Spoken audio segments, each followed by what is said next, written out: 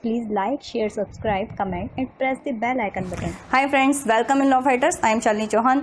जैसा कि आप सभी जानते हैं कि हम सभी राइट टू इक्वालिटी को डिस्कस कर रहे थे, तो आर्टिकल 14 और 15 हम देख ही चुके थे. अब देखते हैं कि आर्टिकल 16 क्या कहता है. तो इससे पहले कि हम देखेंगे आर्टिकल 16 क्या कहता है, आइए देखते हैं कि आर्टिकल 14, 15 और 16 के बीच क्या रिलेशंस हैं. आइए देखते हैं कि आर्टिकल 14, 15 और 16 के बीच क्या रिलेशन है. तो सबसे बड़ा रिलेशन ये है इन तीनों के बीच कि ये तीनों ही इक्वालिटी के बारे में प्रोविजन करते हैं, लेकिन आर्टिकल 14 जो प्रोविजन करता है वो एक वाइडेस्ट फॉर्म में करता है और इक्वलिटी बिफोर लॉ के अंडर करता है. और आर्टिकल 15 प्रोविजन करता है protect equality and prohibit discrimination, यानी कि इक्वलिटी को तो प्रोटेक्ट करता ही है, साथ में डिस्क्रिमिनेशन को भी प्रोहिबिट करता है 5 ग्राउंड के बेसिस पर, जो कि है धर्म, मूलवंश, जाति, लिंग और जन्म स्थान. इसके बाद बात आती है आर्टिकल 16 की. आर्टिकल 16 लिमिटेड है ओनली एम्प्लॉयमेंट्स के मैटर्स के लिए, यानी कि ये केवल लोक नियोजन के अवसर में समता के विषय में बात करता है. अब आइए देखते हैं कि आर्टिकल 16 के प्रोविजंस क्या कहते हैं. तो आर्टिकल 16 लोक नियोजन के विषय में अवसर की समता के बारे में बताता है. ये कहता है equality of opportunity in the matters of public employment.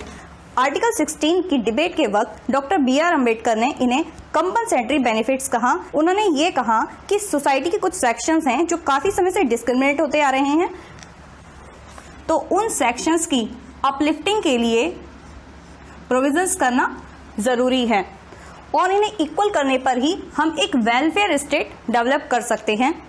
साथ ही उन्होंने ये भी कहा कि इक्वलिटी का मतलब ये है कि हम डिसेबिलिटीज को कम करें, यानी कि उन्हें माइनस करें, प्लस यानी कि न्यू अपॉर्चुनिटीज को प्रोवाइड करवाएं. तो इसी का मतलब होता है इक्वालिटी प्रोवाइड करवाना. आर्टिकल 16 ओनली सिटीजन्स के लिए अवेलेबल है. अब आइए देखते हैं कि आर्टिकल 16 के क्लॉजेस क्या कहते हैं. चलिए वन बाय वन डिस्कस करते हैं.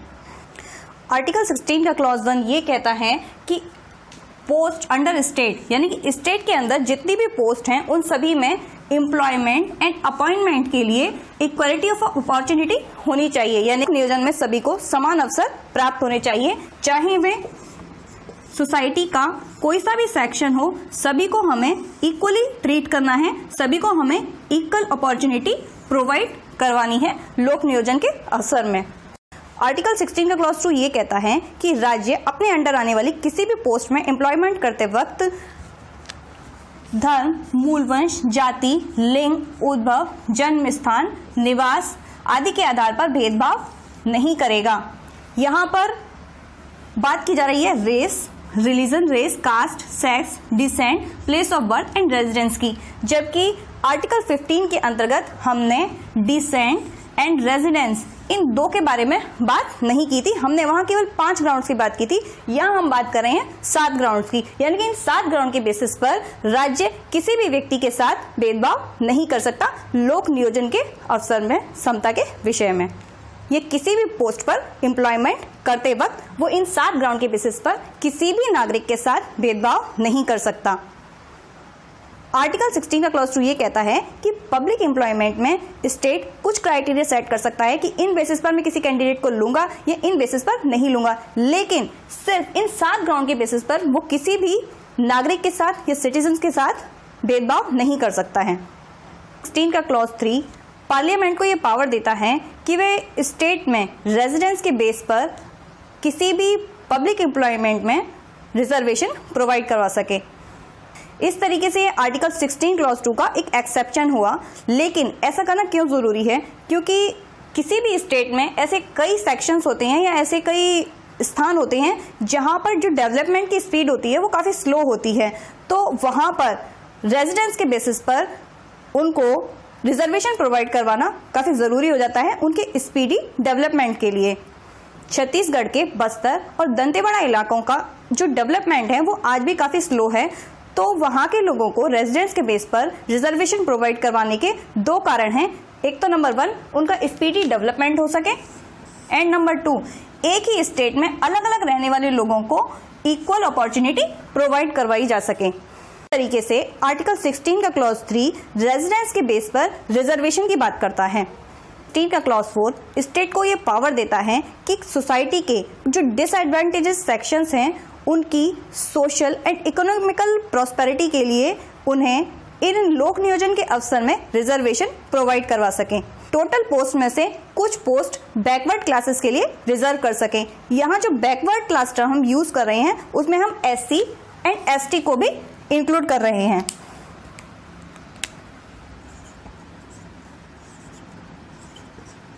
आर्टिकल 16 के क्लॉज 4 को लेकर काफी क्वेश्चंस उठे, जैसे कि बैकवर्ड क्लासेस को कौन कॉन्स्टिट्यूट करेगा, सीलिंग लिमिट क्या होगी, इसकी एक्सटेंट क्या होगी एंड जॉब एफिशिएंसी का क्या होगा। देखते हैं कि सारे क्वेश्चंस कैसे सॉल्व हुए और देखते हैं कुछ इंपॉर्टेंट केसेस के बारे में। पहली चीज तो ये कही गई कि आर्टिकल 16 का क्लॉज 4 ये कहता है कि स्टेट कुछ पोस्ट रिजर्व कर सकता है in the favour of backward classes, यानी कि इसमें SC और ST भी इंक्लूड है साथ में बैकवर्ड क्लास के।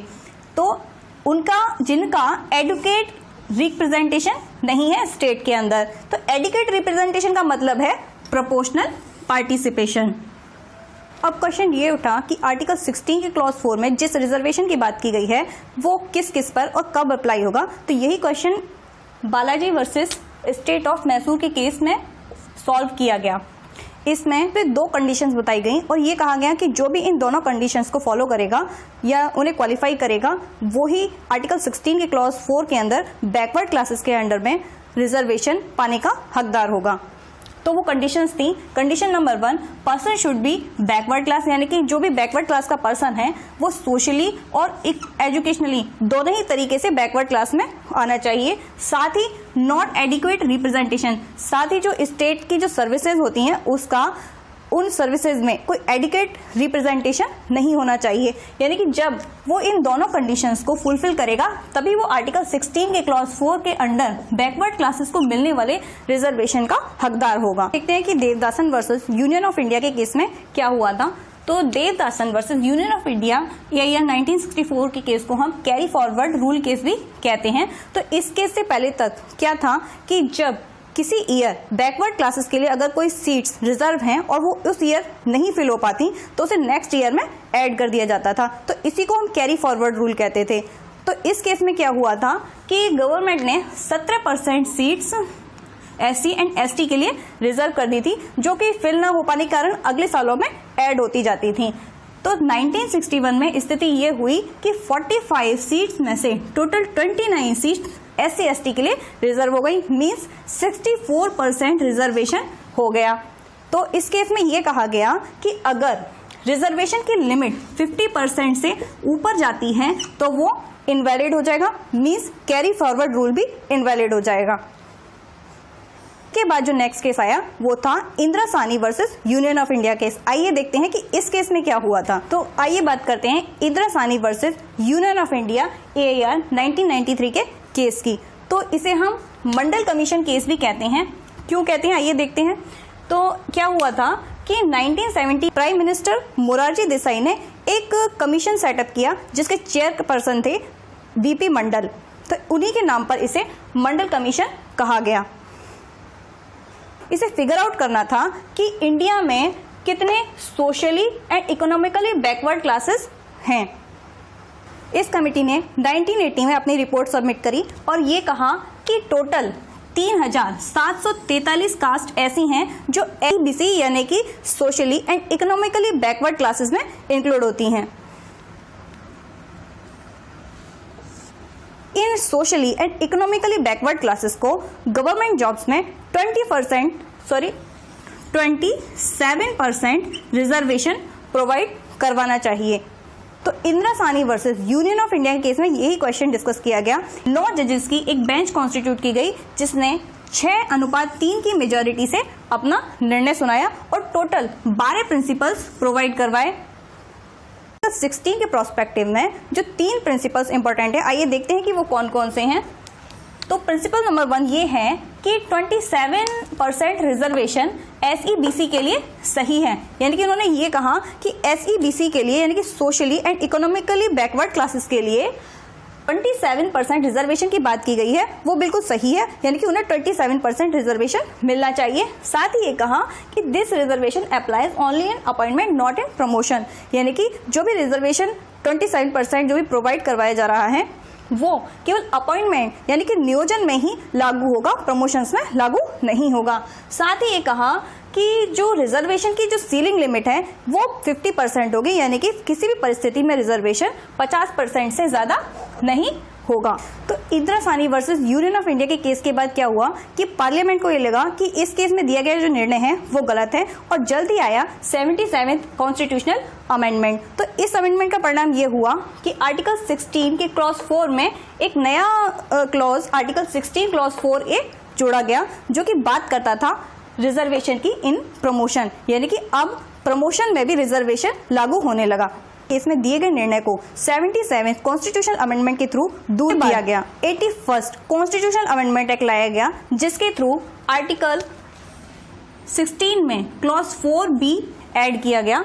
तो इसका प्रोविजन ये था कि अब बैकलॉग वैकेंसी की 50% की जो सीलिंग लिमिट थी उसे खत्म कर दिया गया, यानी कि अब जो बैकलॉग वैकेंसी में हम ये कहते थे कि अगर 50% की सीलिंग लिमिट एक्सीड हो जाती है तो वो वैकेंसी इनवैलिड हो जाएगी, यानी कि जो बैकलॉग वैकेंसी वाली जो भी लिमिट थी वो 50% से ज्यादा नहीं होनी चाहिए थी। लेकिन इस अमेंडमेंट के बाद बैकलॉग वैकेंसी में जो 50% की सीलिंग लिमिट थी उसे एक्सीड कर दिया गया, यानी कि अब ये नियम लागू नहीं होता था कि 50% की लिमिट बैकलॉग वैकेंसी के लिए होनी चाहिए। फर्स्ट कॉन्स्टिट्यूशनल अमेंडमेंट के थ्रू बैकलॉग वैकेंसी में 50% की सीलिंग लिमिट को भी हटा दिया गया। अब आइए बात करते हैं आर्टिकल 16 के क्लॉज 5 की।